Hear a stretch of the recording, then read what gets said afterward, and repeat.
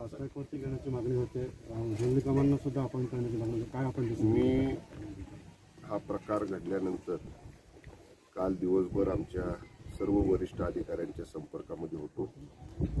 आम्ही लगेचच त्या आरोपीला अटक केलेली आहे. कुटुंबाच्या नातेवाईकांनी म्हणजे घरातल्या लोकांनी पण त्याला ओळखलेला आहे.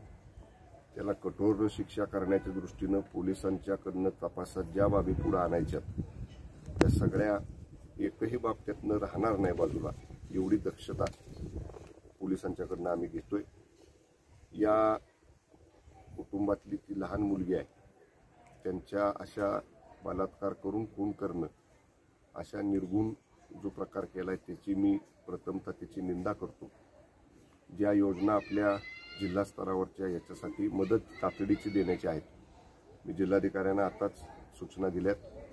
माननीय गृहमंत्री देशमुख साहेब सुद्धा जिल्हाधिकाऱ्यांशी आत्ता बोलले आणि तो जिल्हा स्तरावरच्या 2 योजनांमधला मदत देण्याचा प्रस्ताव 2च दिवसात मंजूर करून तो निधी आम्ही तात्काळ देण्याची व्यवस्था त्या कुटुंबाला करतोय. आर्थिक मदत जरी दिली तरी त्या कुटुंबाचं झालेलं नुकसान त्या मुलीच्या जाण्यानं काय भरून येणार नाही. तर तरी सुद्धा त्यांना एक दिलासा मिळावा, त्या कुटुंबाला थोडीशी तरी मदत असावी म्हणून आम्ही ती मदत लगेच देण्याचा निर्णय घेतलाय. ते घर जर पाहिलं आपण तर त्याला दारही नाही आणि थोडीशी घराची अवस्था खराब आहे.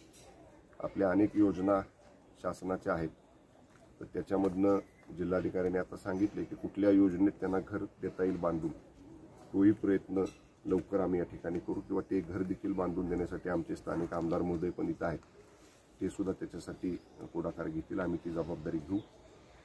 ही केस फास्ट ट्रॅक कोर्टाकडे देण्याचा निर्णय राज्य सरकारने घेतलेला आहे.